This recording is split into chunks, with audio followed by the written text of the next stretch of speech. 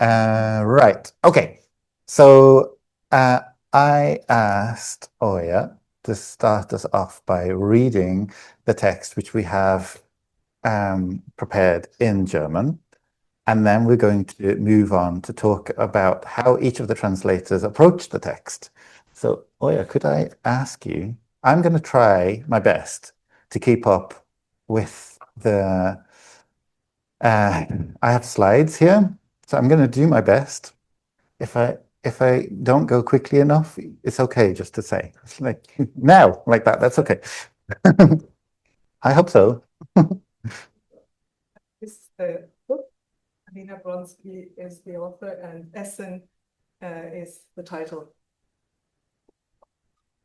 Eine Mahlzeit auf Brotbasis, die ich später in Deutschland feierlich als Abendbrot kennenlernte, war eine bemitleidenswerte Notlösung für jene unglücklichen Menschen, die gerade keine Suppe, kein Ragout und nicht einmal einen Hirsebrei zur Hand hatten. Belegte Brote waren alkoholkranken Junggesellen, verwahrlosten Schlüsselkindern und Deutschen vorbehalten, lasse ich eine Figur in einem meiner Romane sagen. Wie bei vielen Sprüchen, die in meinen Büchern karikaturesk rüberkommen, handelt es sich in Wirklichkeit um den archivierten Common Sense einer Esskultur. Für Mahlzeiten, die dem deutschen Abendbrot gleichkommen, hat meine Muttersprache einen kaum übersetzbaren Begriff parat. Suchomiatka wird mit den Worten Trockenfutter oder Trockenessen nur unzulänglich umschrieben, weil diese darin enthaltenen vielfältigen Nuancen von Abneigung und Sorge nicht mittransportieren. Suchomatka klingt für Muttersprachler nach Verwahrlosung und drohendem Magengeschwür. Wird man als junger Mensch von Eltern oder Großeltern beim trockenen Butterbrotkauen ertappt, werden sofort Töpfe und Pfannen in Bewegung gesetzt, um die Mahlzeit in eine wärmere und feuchtere zu verwandeln. Als ich in Deutschland angekommen war, stellte ich fest, dass hier vieles besser funktionierte. Die Busse fuhren regelmäßig und die Radiergummis waren bunter. Aber nichts ist vollkommen. Das Abendbrot schien mir eines dieser Missverständnisse zu sein, das Ergebnis einer falschen Abzweigung in der Entwicklung der Esstraditionen. Ein ganzer Kulturraum befand sich in meinen Augen auf dem Irrweg des Trockenfutters. Aber niemand zwang mich ja mitzumachen. Nachdem ich bei meinen deutschen Freundinnen höflich eine Brotscheibe mit Wurst und Essiggürkchen zu Abend gegessen hatte, machte mir meine Mutter zu Hause einen vernünftigen Teller mit Buletten, Kartoffelbrei und Sauerkraut zurecht. Wenn wir verreisten, packten wir Container mit Mahlzeiten ein. Manchmal schwankte ich, etwa als ich herausfand, dass Laugengebäck doch nicht so giftig war, wie ich immer dachte. Beim ersten Hören hatte ich das Wort Lauge im Wörterbuch nachgeschlagen und danach lange gebraucht, um meine Vorbehalte zu überwinden. Thank you so much.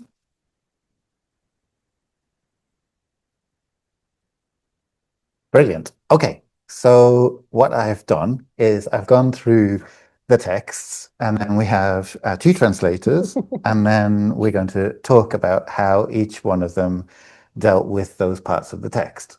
So the first thing that I normally start talking about in these plans is the title, and neither one of you sent me a title, so I just put it as. And so I wanted to ask, did you think? Because I know that very often literary translators don't get the chance to translate the title, or their titles are kind of suggestions. So I imagine that's what you had in mind. It's interesting because this is part of a series that Hans is doing, which is Schlafen, Essen, Leben, Altern, blah, blah, blah. And I've had to do quite a few samples from this series. And I've had long discussions about the title because I've said it's a very, to take the noun is rather kind of solidifying it into something quite boring, whereas it's got some life in German. So I probably translate it as eating. Oh. Yeah. I think probably I would too. When you just get an extract from a book, you don't know what else is going on in the book. And very often you would leave, like as James said, you very often don't have any choice as a translator in what the title is going to be. But if you do, I would very often leave it till the end. Because when you read the whole book, might work best. But so I think I read about 11 of the chapters in this book, not all of it, but also I had listened to an interview with Alina Bronsky talking about how she came to this book, and it's part of a series, and all the other titles seem to be verbal nouns, like Eisen, what the others I've forgotten already. I think they've added on to it, so on sleeping, on eating, on, like in that classic sort of. This you could translate it as eating or as food, but it's about eating. Maybe on eating or something along those lines. Yeah. So that's something you'd end up discussing with the editors and the publishing house anyway, and they might go for something completely different. But we weren't asked to translate the title. No, exactly. We only do what we're told, you know. Oh, wow. Okay. So, so I need to be much more clear in future. Right. So the very beginning, I'm not going to go through every sentence, but I picked out, normally the first sentence is one thing to look at. So in this case, you said something quite similar, but it's not entirely the same. So we have a meal centered on bread or a meal based on bread. And I don't know that I can sense a fundamental difference between the two, but did you consider alternatives for your renderings? Yes, you're both nodding. When I looked at it first, just this text on its own, I sort of, it could be a bread-based meal, you know, the way you would have a pasta-based dish or a rice-based dish or whatever. So, and then after and then I thought of meal centered on bread or a meal consisting primarily of bread, all sorts of things. In the end, when I read there's a couple of lines just before this where, well, the chapter starts off with her talking about, I'm digressing here, but she starts off talking about how one of the things that Eastern Europeans really miss when they're abroad is good bread. And as I know this thing Germans often miss when they're in Ireland is good bread. But now, of course, we have the sourdough revolution, so problems are solved. But she basically says, you know, they eat bread with everything. You have bread with your soup, you have bread with your stew, you have bread with your everything. And but she sort of is horrified at the idea of bread being advanced from being something you have as a side or with, suddenly becoming the main course. Now that would have been she says that in the previous sentence. So that's why I decided to just go with a meal based on bread, and also kind of had a pun on the bread being the base on which you put your slice of cheese or your slice of cheese, wurst or whatever you're having. So that's why I ended up with based. I actually had based on, and then I wondered if it was in my mind, I imagined it a meal that the basic, how can I explain it? As if the central ingredient was, okay, I can see that I'm going around a circle here, but the reason I went to centered on is that I imagined the table. I imagined the table and the people sitting around the table, because my memories of Abendbrot are that it's almost like a buffet, and at the center all the components of that buffet, and one of them is bread. So yeah. I think they both work fine, but really what you're not seeing here is the couple of sentences before it and the context in which then that sentence of, you know, she's horrified that a meal could be, you know, the bread could be essentially the main ingredient of this meal. Yeah. It's really nice for me to hear how you are visualizing the scene. It's not really a linguistic thing so much as like, how can I picture this thing and then describe it? Yes. And you said main ingredient, Rachel, and that was also something that I had in my mind, was like, how can I slip in sort of where the main ingredient is bread? And then it becomes a bit more like a kind of list of ingredients, which is not the right. And it's also much longer than the original, which is something I try and avoid. Exactly. Yeah. And you know, it all makes sense when you have the two sentences before it anyway, you know, that he talks about bread suddenly not being a side, you know, something you have with your meal anymore. It is the meal. I just wanted to say as well that there are some words that are stories. So you learn the word and it's a story to you.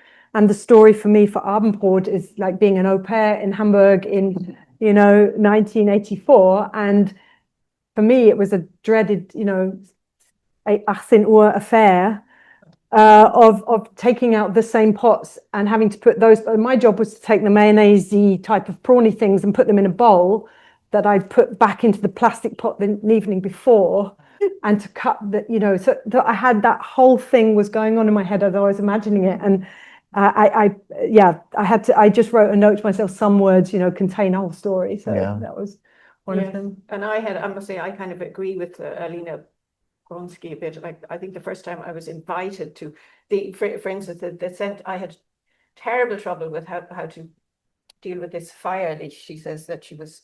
Thank you for pointing that word out. Very Yeah.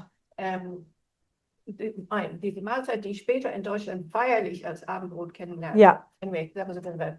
Feierlich caused me tons of problems. It always does, because it's a hallowed atmosphere, and a hallowed atmosphere that's a combination of ceremony and celebration, but it's not informal. It's got something formal about it. So I actually translated it as the sacred affair of Abendbrot, because I had this image of the family meeting always at the same time with the same pots, So yeah. Yes, that's interesting. Yeah, and I wrapped my brains. How would I? Because it could be, ceremonious, ritual. I went with solemnly in the end, but partly because in the back of my head, again, my first sort of experiences of Abendbrot was, it was somebody would invite you to Abendbrot, and you think, oh my gosh, and this is, I'm like the equivalent of being invited to dinner in someone's house, and then you're presented with a basket with slices of bread in it, and a board and bits of bread, and I kind of just felt cheated, really. I know, and also I have to add to that but it's a quite intimate, because it's a family affair. Yeah. And Abendbrot is something families do. So you're kind of, on the one hand, being invited into an intimate family circle, but you're getting bread with, something else. And I had to say that this kind of it's a very sort of, it's a very different, it's got a class marker, it's got all kinds of markers, like you would say tea and supper have class markers, rather than dinner. Yeah. If you invited somebody's house for tea, it would be the meal of tea. You would also feel that it's a social thing, that you're being invited into the atmosphere of the family, rather than dinner, which could be more formal, I guess. Yeah, but you wouldn't bring a bottle of wine around for Abendbrot, would you? I don't think so. Would you? Maybe. You might Oh, have beer beer. with it. Oh, there you go, It goes see? well with the gherkins and the cheese. Yeah, and everything. definitely. If it's a Christian affair, then wine is very appropriate. True. Hey, I missed all those opportunities to bring wine around to somebody's place and get drunk at 6 o'clock in the afternoon. I Move on from the first. Well, not yet, but I picked up on something completely different from what you were just saying there, which is that Rachel, you added in a little helper for people who don't know what this is. So they say evening bread there. Yeah. Was that an automatic choice, or did you do that after some thought? Thought about it, because I was thinking, so she was writing in German as a Russian immigrant. She came to Germany when she was 8, so she grew up. So she's writing for a German audience who all know what Abendbrot means. So I thought, okay, I'm translating this for an English-speaking audience, most of whom won't know what Abendbrot means. So I just threw in then that it's, literally evening bread, to sort of help people understand. And then when I repeated it later on, she talks about the Abendbrot a couple of other times, then people know what it is at that stage. Yeah. So I did think about that, and then I thought, well, because of the first sentence is a meal centered on bread, I thought, well, hopefully the connection will be made. But yeah, I mean, that's stealth gloss. We call it stealth gloss. Yeah. Great. So let's see what we have next. very fancy. Isn't it nice? So we're just moving forward a little bit, and so what I picked up on was a pitiable stopgap or a pathetic stopgap, and I thought, in my mind, those are two quite different things. In fact, the whole way that you rendered this had several things that leapt out at me. So we have ragu and we have stew and a wretched soul for unfortunates. And I thought, I want to know what led to all these choices. Lucy, could you? Yeah, I mean, So? bemitleidenswert, I took the root of the verb of the word mitleid, and it's somebody who is being pitied because they don't have decent food to eat in the eyes of the author. Okay. So they have something that's not what she would be eating in her family. And I think that that's the reason that I took pitiable. And as far as ragu, because ragu for me is something very fancy and Italian and something that you get like made of lamb at Easter. But stew for me is the thing that nourishes you. It's decent, down to earth, food, as opposed to something fancy and sort of for high days and holidays, if you know what I mean. I did struggle with, and I think Rachel's come up with a fantastic solution for to hand in German. To handhatten, I mean, it sounds, if you use the word to hand, it sounds like people like walking around with these alternatives, maybe in their bags that they can just whip out. So it was tricky, and I think happen to be out of is a really great solution. Yeah. And wretched souls, I really like that. But well, sort of, yeah, the sort of the you're a pitied person. You're somebody in society who's not fortunate enough to have the warm options. And I think from a pragmatic German point of view, there's a lot of discussions about wir müssen ja nicht zweimal warm essen am Tag, and if the children are going to school and they have their warm meal, then they will get their Abendbrot at home. And this for me was just like mind-blowing that so much could be talked about whether you're going to have a warm meal in the evening. And I kind of was siding a little bit with Alina Bronsky. The idea is that in the evening you do get a warm meal because you live in a cold climate. I think that's really what it comes down to. Okay. Yeah. The reason I'll just start with the ragu, the reason I left it ragu was in the end, because I went back and forth with stew, sauce. But in the end, she uses the word ragu in the German. And also I was kind of looking up a bit of Russian, cuisine and things. I found a very nice blog on Russian food, which was a big long thing about the sukumyaka, which comes later. But so the ragu, the reason I left it with ragu, partly because I couldn't think stew didn't seem to fit entirely for me, because the ragu could be a sauce that would go with your meatballs or with dumplings or with potatoes, whereas stew, certainly in, I don't know, I burn no English, I don't great, is everything's in there, the meat, the potatoes, the whole lot, and you wouldn't use that as a sauce with something else. So I decided I'd leave it as ragu, the same way as, eat millet porridge is a little bit strange for an English language audience from this part of the world anyway. But, I looked up the Russian foodie blog and they were talking about millet porridge, so good enough for me. So I think this is a classic third space author who's got 3 languages going on, really, or 2 at least. And we're dealing with her version of the German. Yes. Because I think ragu, if I'm not wrong, is ragu, is sauce in Russian, and kasha is what you'd say. Kasha is what you say. What you say, and to sort of make it so specifically millet porridge. I mean, you could almost arguably leave out the millet for the punchiness, sort of the soup, stew, or the porridge. It's just like 3 things that you can get in a bowl that will warm you, And that every household should have, ready there all the time, the ingredients, or have it made the day before. So that was the thing. So you were really just, now coming to the pitiable and pathetic, I like pitiable, but I kind of, in the end, I was taking a slight shortcut in that I thought for the unglücklichen Menschen, I wanted to just call them unfortunate, and I figured if you're unfortunate, you're already pitiable. So I thought I would use something, a kind of a colloquialism or a collocation that's more common in Hiberno English anyway, you know, a pathetic stopgap. So that's why I went with pathetic there. But you go through, like, I mean, we've both had probably about 10 versions of each of these Yeah, absolutely. sentences. Yeah. And in the end, you just plump for one decision over another. Yeah. It's really illuminating for us as well to hear about the kind of rabbit holes of discovery that you go down when researching. Where did we go next? So, like many of the lines in my books that seem like a caricature, this is actually the accumulated common sense of a culinary culture, or like many of the lines in my books that seem like That come across as caricature. I've done it wrong.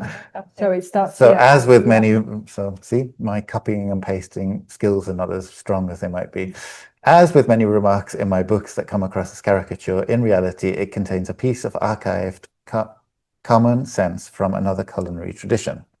So accumulated common sense or archived common sense. And I thought that's interesting. So we're either kind of adding it onto, like, we're a collective and we collectively group this information, or maybe an archive is like a repository or something that stores this information. There's a slight difference, but I thought that's something I would like to pick up on. I found her use of the word common sense quite difficult to interpret, because there is nothing common sense about a culinary tradition, I think. So I did actually toy with the idea of not translating it as common sense, but sort of like the received wisdom of a culinary culture. Yeah. But then I felt that might be going almost straying too far away from the original. But I didn't like archived, because it seemed to me that wouldn't be used knowledge. It wouldn't be in circulation. So I imagined just lots of passed down, still in use knowledge that, you know, sons, mothers, daughters, fathers are all kind of passing on to each other. That's, you know. Yeah, I had slight problems with the way she uses common sense in English in her German text, but I actually kind of liked her use of archived, in that and I decided I'd leave the common sense, because it's a bit like saying, for instance, in our culinary tradition, for instance, it's common sense that you scald the teapot before you make the tea, for instance. So it is a received wisdom, but it's also just, you know, it's a memory, almost. It's handed down from house to house or family to family, generation to generation. So I kind of liked the idea of that being something that's archived the way, and I think she was using it slightly poetically, in the sense that you can say, you know, fossils are archived. You know, animals in layers and layers of rocks. Anyway, I just decided to keep her archive, keep the archived. I'm not sure I'm 100% happy with it, but it was a really tricky sentence, wasn't it? It was really not easy.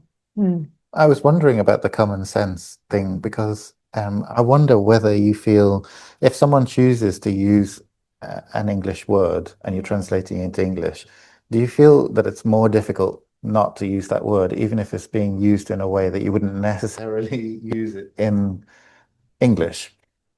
Yeah, I mean, I think words change meaning as they cross into another language, and I think it's really important to know how it's being used, and if the original meaning is meant. I mean, this is a situation where I would really love a conversation with the author to know what she meant, actually. Yeah. I think it becomes a little bit clearer as well when you go into the next part about this sukomiatka. So, you know, the archived common sense, if you like, or is in their tradition, in her tradition, is you don't, you know, eating dry bread on its own, even with a layer of butter on it, is just not just not good food, but it's dangerous. Okay. And so the received wisdom or the archived common sense is that the meal should be hot. So breakfast is hot. Yeah. Porridge. Yeah. Whether it's millet or oats or something else. and your lunch is hot, soup or something, and your evening meal is hot. So this idea of cold, dry food is horrifying to them. As many calories as possible at each meal, I guess. I think For it maybe, yeah, I exactly. think To do with cold. it's to do with cold or other things, definitely. Yeah. Okay, let's move on. So now, okay, for the native speaker, how do you say this word? Sukomiatka. Thank you. Has a negligent ring to it and the risk of a stomach ulcer. To native speakers of Russian, Sukomiatka. thank you, sounds like neglect and the risk of a stomach ulcer. So we didn't diverge a huge amount here. The only problem with this sentence, it doesn't quite scan, because in the original, I'm not sure if it scans either, but it has you can't have a risk of stomach ulcer from a word. Right. You see, and that's what I kept getting stuck on. But then I kind of expanded it and then shrunk it down again, because I was like, well, the meaning is implied, but that wouldn't get past the copy editor. Well, yeah, exactly. Well, you'd have to argue the case with it, and I again played around with this quite a bit, because in the German, it's not that usual or common to say das klingt nach drohendem Magengeschwür, but it's kind of to some people. Yeah, that is a recipe for, and we can't use recipe in this context, but that's a recipe for stomach ulcer. I think it's a really good solution. Also, it works for the ulcer maybe, but then the other one was, it sounds like a Verwahrlosung is when you really, left somebody, you're not feeding them properly, you're not looking after them properly. So in the end, I decided to go with sound, because it's a little bit unusual in the German already, and to sort of say it sounds like neglect, and it sounds like I actually had it conjures up in the beginning. I said for the native speakers, it conjures up, sukomiatka conjures up sort of negligence and stomach ulcers, but then I changed it, and now I'm thinking that was actually a better version. Yeah. I have to say, it sounded to me kind of vaguely funny, as if someone would say, like, look at all the colors, it looks like a migraine. Yeah. Like, it's called, what's that, synesthesia? oh, when you thank you, synesthesia. Yeah, the other thing, that's what it was. The sukomiatka thing, I was looking up the Russian and foodie blogs about this business, and also I wanted to know how I spell it, because if the German transcription of Russian is different to English slightly. So I found a cafe in I think it was Leningrad or something. Anyway, it's called an anti-cafe called Sukomiatka, spelled Sukhonyatka. And the whole idea was that because this concept of Sukomiatka is so abhorrent, they set up an anti-cafe. I wasn't able to look at the menu and find out what do they serve there. Bread. Bread with nothing on it. Crackers. Let's see where we go next. When young people are caught chewing on a dry sandwich by parents or grandparents, pots and pans are instantly wielded to transform the meal into something warmer and juicier. Or if a parent-grandparent catches a young person eating dry bread, even with butter on it, pots and pans are immediately set in motion to turn the meal into a warmer and wetter one. So we moved quite a lot there. And what I was picking up on is that whereas Lucy said dry, Rachel said dry bread, even with butter on it. And I was interested in why we got the bread. I guess she said dry sandwich, so we still knew that it was involving bread. I was interested in why we diverged in that way. I had a feeling that butterbrot is sandwiched. I don't really. It took me ages to learn that.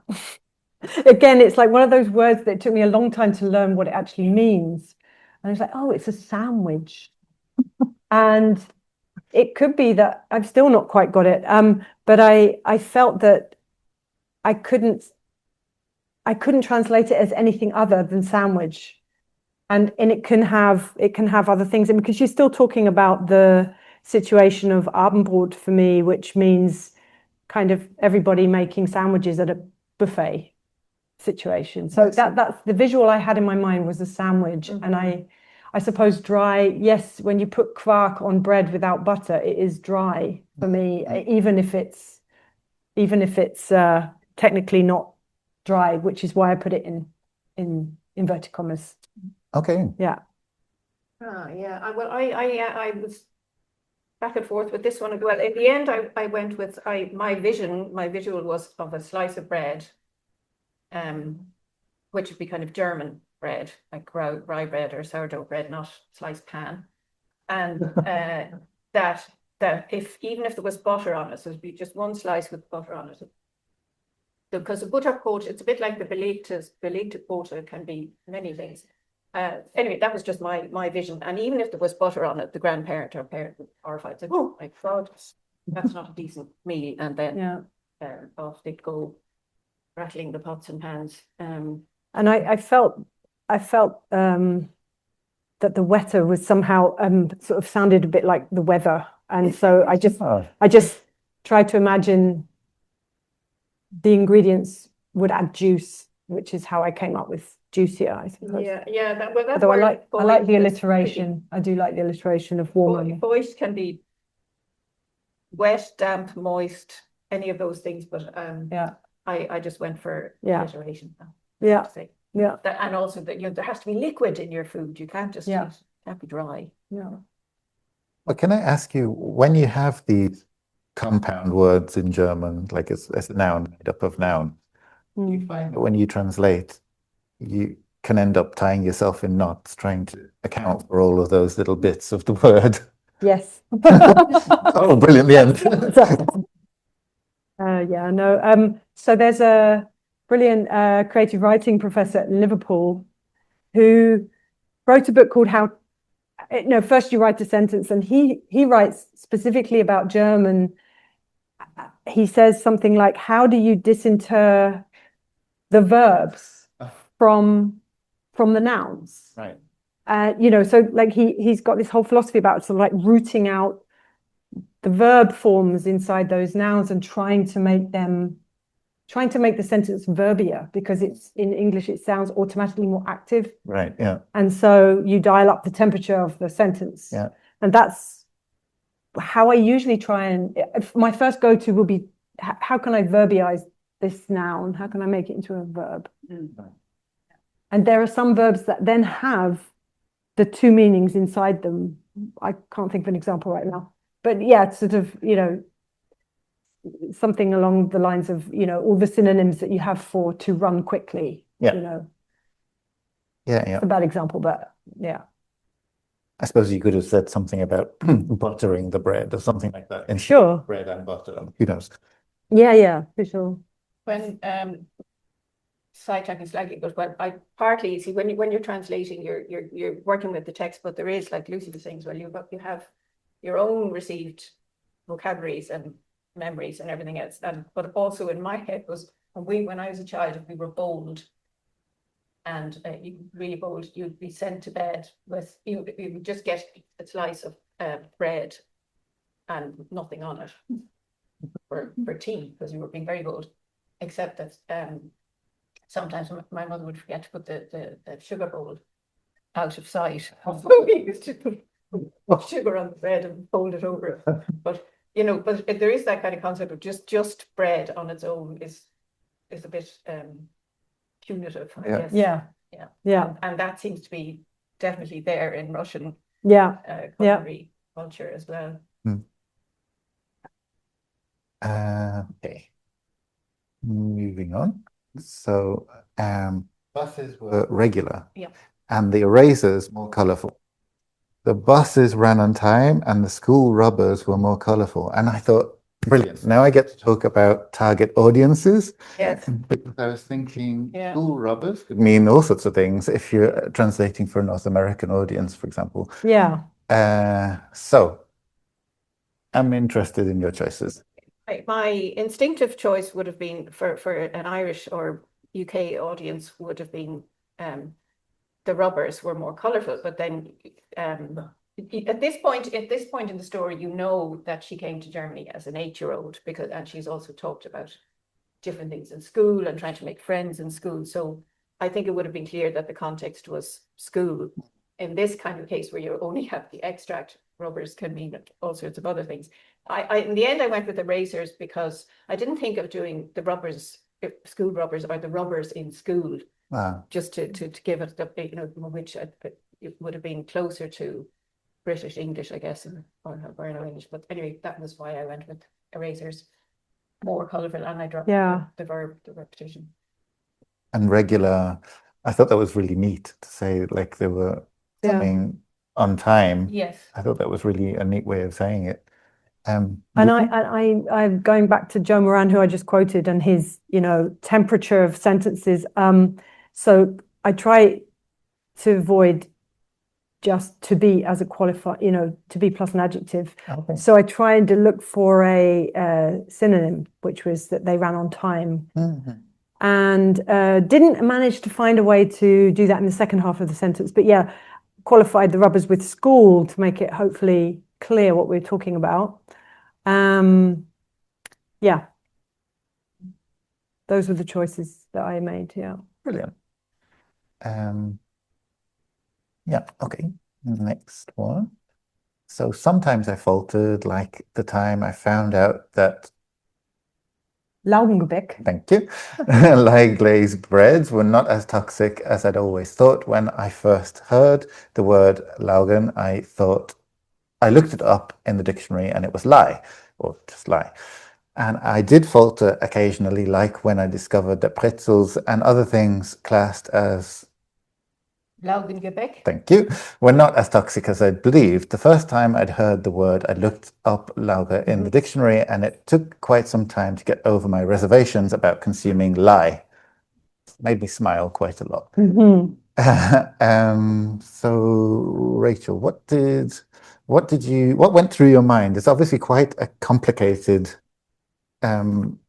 passage. Yeah, well, I think for a German reader, like the thing that was most challenging about this piece, I think I was saying to Oya earlier, is that when you read it in German, or if you're a German reader, it's completely intelligible. You know exactly what she's saying, what she means.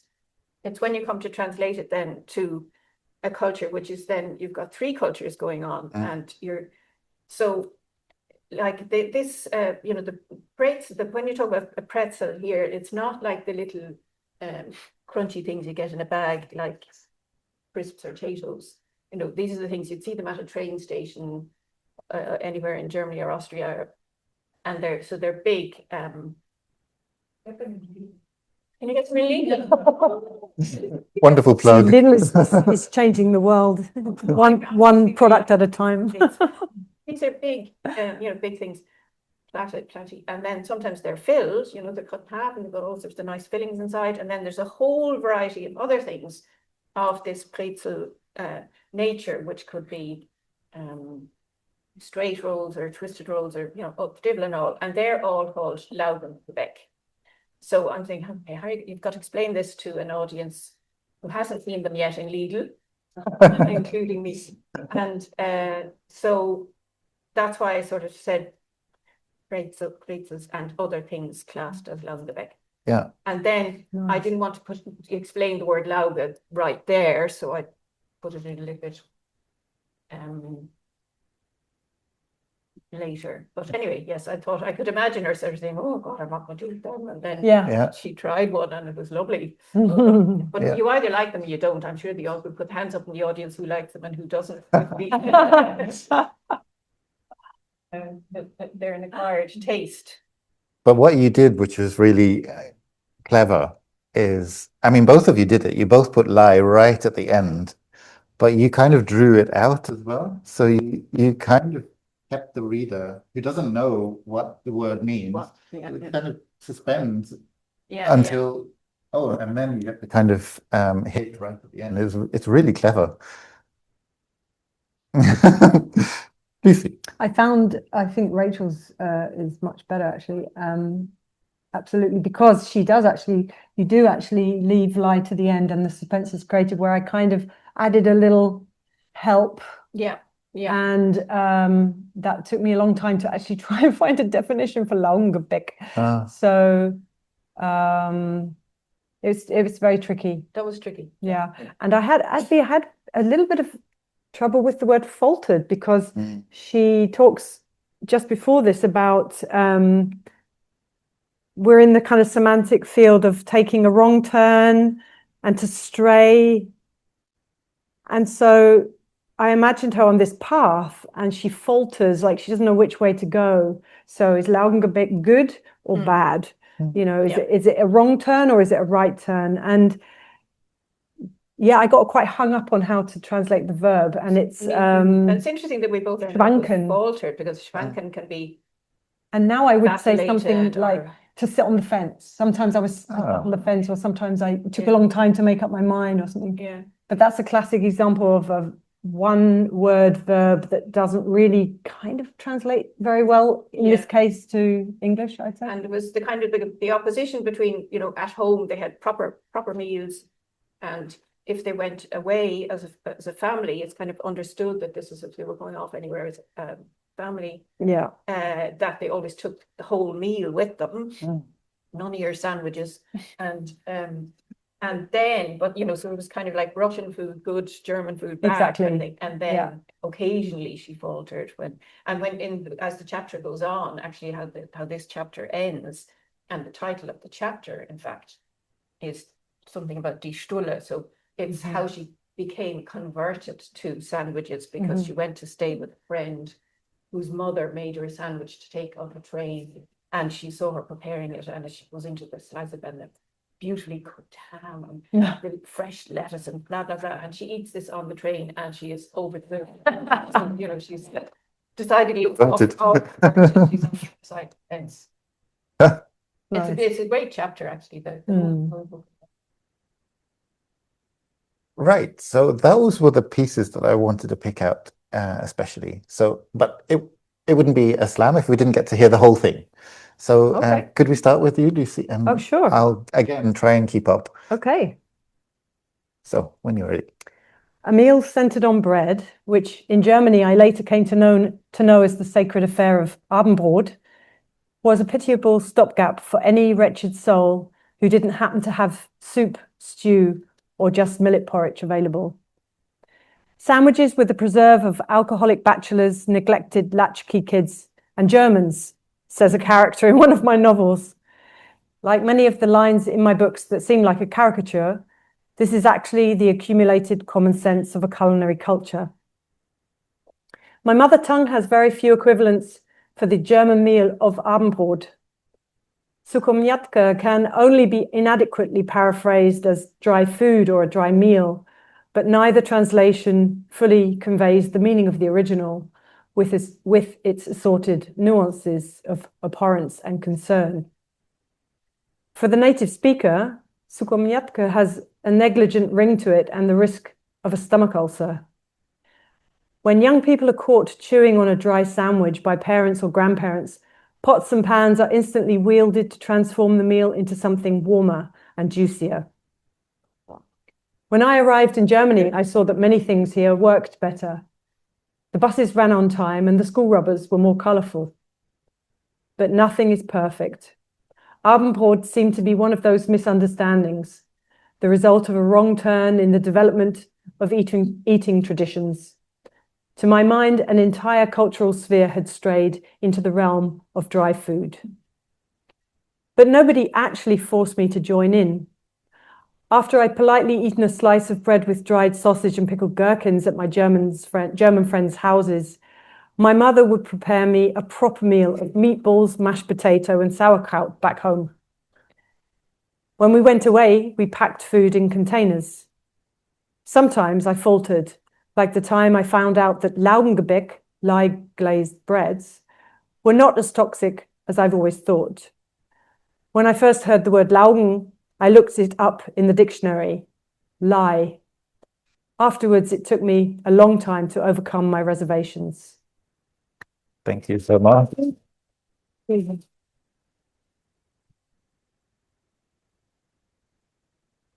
Rachel, let's go over to you. A meal based on bread, like Abendbrot or evening bread, to which I would be solemnly introduced in Germany, was a pathetic stopgap for unfortunates who happened to be out of soup, ragout, or even millet porridge. A character in one of my novels says, sandwiches were the preserve of alcoholic bachelors, neglected latchkey kids, and Germans. As with many remarks in my books that come across as caricature, in reality it contains a piece of archived common sense from another culinary tradition. In my mother tongue, there is an almost untranslatable word for meals of the Abendbrot variety.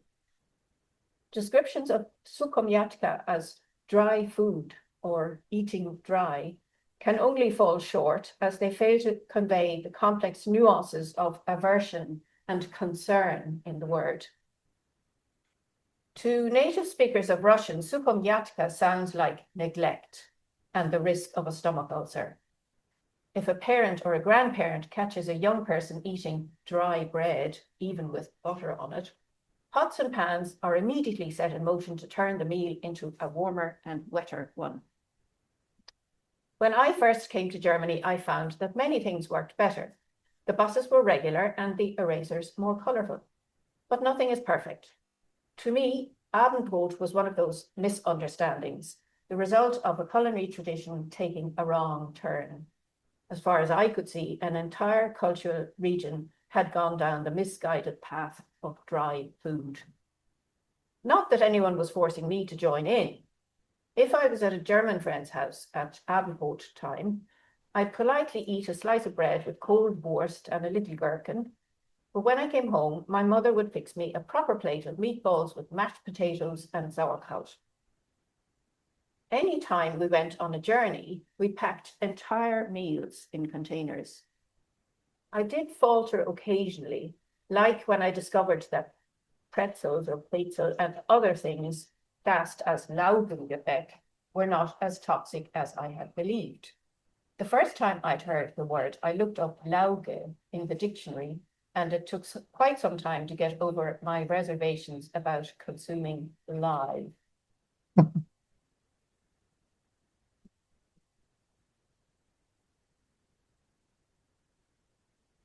Thank you very much.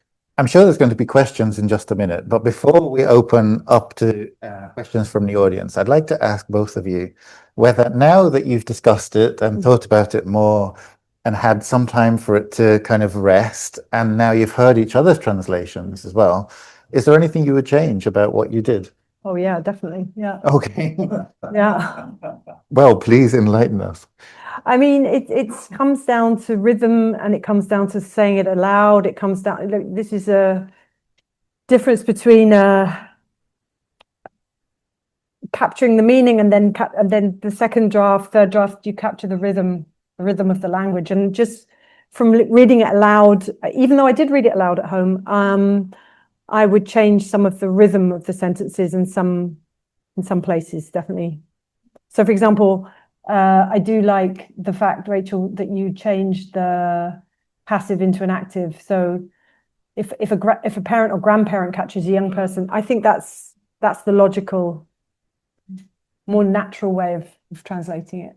Yeah.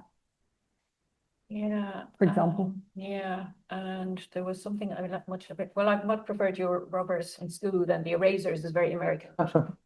And then something else that I really like. Yes, I think the conjures up would work really well for this, sounds like. Yeah. And so definitely, I mean, it's a little bit like mostly when you're translating, you know, Lucy or whatever, you work away on your own. And the other translators here in the room, you're working away on your own, and you come up with your best translation. And the only time that I did a co-translation with someone else was Katie, not Katie, it was Ruth. Sinead Crow, who's from here at Trinity as well. And I know colleagues who've done it. It means it takes longer in a way because you've got to read, you're dividing up a book by chapters or section, but you have someone else to read your translation who also knows the original. Yeah. And that can be really invaluable. And the other thing that I also found invaluable, we used to run here in Dublin kind of translation lab where we bring along our translations and things we're working on, and you can pick other people's brains. And so yes, because you do always, but it always comes down to sort of time. You're up against a deadline, and but yes, it's always wonderful to have someone else working with you or being able to pick people's brains. Well, with that in mind, I wonder if there are questions. Let me just turn off the screen. I'm afraid you have to see us in stereo when I turn this off. So there we are. But are there questions from you? I knew there was going to be a question from you. Please. Notwithstanding a possible wish to revisit or revise your existing translations, I find fascinating how one can have a long discussion about every single detail. But when you read the text as a whole, especially when you don't know the original, both texts read, of course, very, shall we say, organically, whatever, or written or whatever. But they are convincing texts within themselves, even though you are now possibly questioning this phrase or the other. Yeah. But one thing that should also be mentioned, you were talking about you too and your translations, but not about the original, which I think has certain infelicities, if that is the proper word. For example, when you talked about das trockene Butterbrot kauen, purely, and you will possibly, say I'm right there, purely grammatically speaking, trockenes kauen would be the reference. Yeah, chewing dryly, not chewing, dry bread, but dry chewing. And then for me as a child, a little bit older than you, a long time older than you, there was a huge difference between the Butterbrot and the trockenes Brot. Butterbrot was something that was already quite all right. So to say trockenes Butterbrot kauen is doubly incorrect, I think. And also, and then I stop, when she says, bemitleidenswerte Notlösung für jene unglücklichen Menschen. Yeah. And I think you cannot have a bemitleidenswerte Notlösung. That is. I actually thought that, but then I wanted to try and sort of I actually thought this is very Baroque. No, I think it's just a misunderstanding possibly of what is possible there. You should say an unglückliche Notlösung für jene bemitleidenswerten Menschen. That would make sense. But we're the translators and we have to deal with this kind of thing all the time, all the time. Well, I did, that's partly why I went for the pathetic solution, pathetic stopgap. Yeah. But yes, you're right. But there were other things, and sometimes there's sentences, like for instance, that last one that we were talking about, where she goes from the whole thing about the she'd come home from her friend's house and her mother would make her the big plate of meatballs and potatoes and everything, and then she goes straight into wenn wir verreist, and so sometimes her sentence, the next sentence is quite abrupt, doesn't always relate back, and then you kind of have to decide how much you're going to try and ease the transition or the segue, or do you just kind of, that's the way she wrote it, we'll leave it that way. But I think she if she came to Germany at age 8, I think her German is pretty, near to native as you could kind of get. And it's funny, I mean, it's a very funny book, I actually find, because she writes this kind of slightly ironic style, and she doesn't take her own traditions culture too seriously, or the German culture, so it's quite kind of fun. Yeah, I like it. So. I suppose it raises questions about, which we don't answer, please. Do we translate what they said or what they meant? Please don't answer. Any further questions? Please.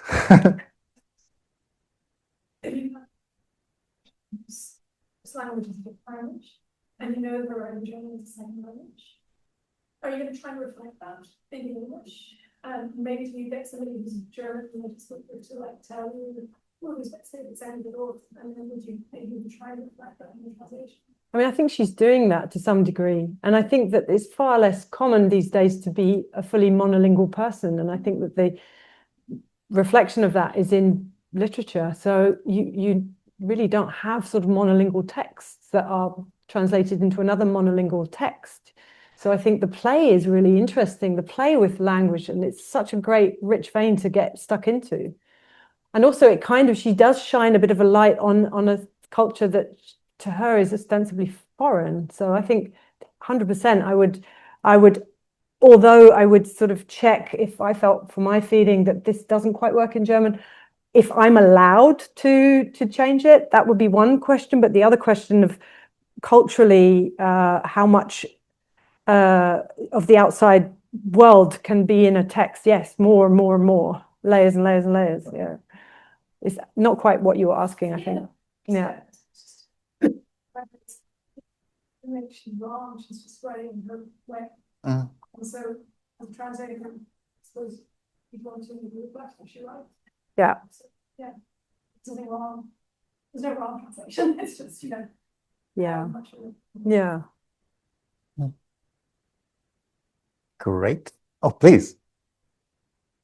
The phrase common sense, which is used in German, would you ever, when translating into English, not use the English words that have been used in the Definitely, yeah. I think we touched on it briefly, where if you felt that it was being used in a different way, I would definitely change that for sure. But it does feel quite, radical at the same time to sort of go, I'm going to translate, this is in my language, but I'm going to translate it into a different way, in a different way. And yeah, there's the effect that in the German, if she's talking about this archiviertes common sense, so the common sense, like you say, it's she's using English in German, but so you could we talked about saying received wisdom, but in a way, well, it's the combination of archive and the common sense that makes it.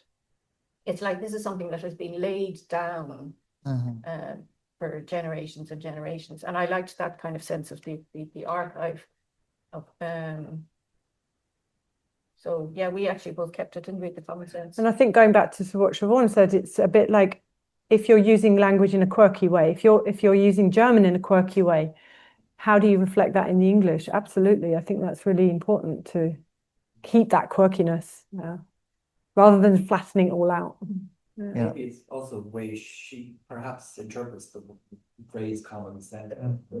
It's used in German. I mean, Yeah. people say this is common sense. Yeah, yeah. How is it pronounced? Got the sense as well. It got the sense of taste, which is kind of taste.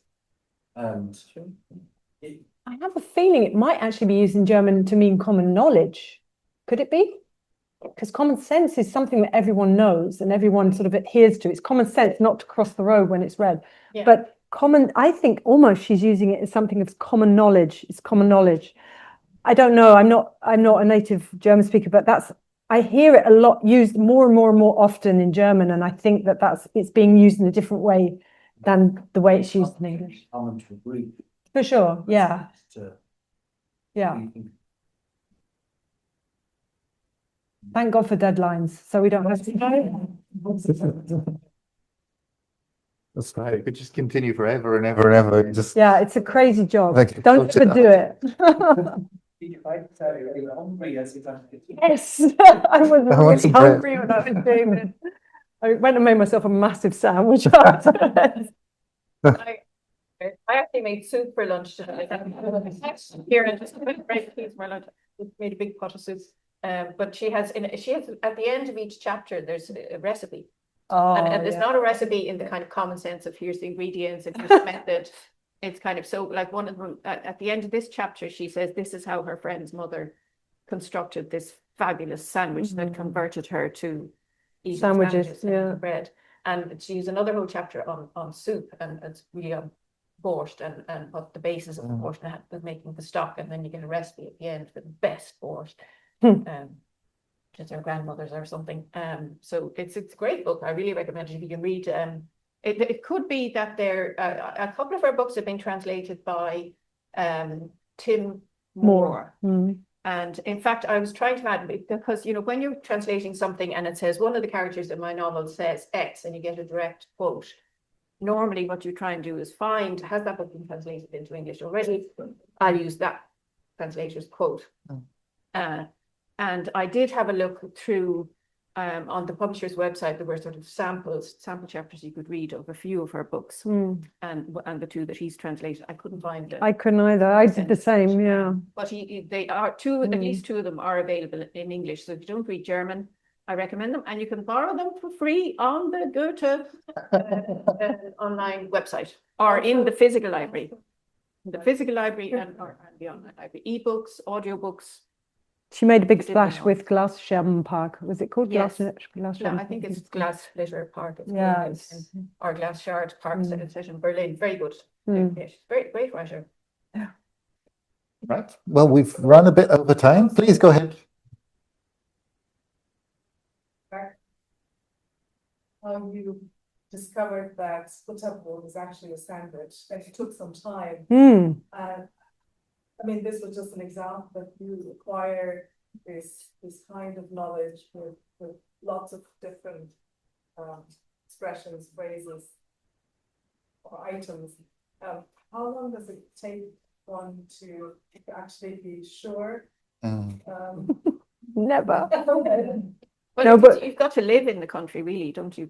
I mean, the thing is that I have the word sandwich up here somewhere, and it has 15 different kind of translations in German in my head. One of them is Butterbrot, because it's a shorthand in certain situations, and I'm thinking of Kita mostly, and that kind of situation. But yeah, I mean, I still don't really feel the translation, and there are certain words I could say I feel it in my, somewhere in my guts that I know what this means, and I'm not really there with, for example, with feierlich. It's a really slippery word, so I find myself kind of writing my own dictionaries. So I've started to do kind of vocabulary list, and then I will have all the synonyms that I have for this particular word and kind of go, oh yes, it can mean that in certain contexts, just to remind myself, Yeah. Thank you very much. Thank you. So now we have the thanks. So would you please join me in thanking our two translators?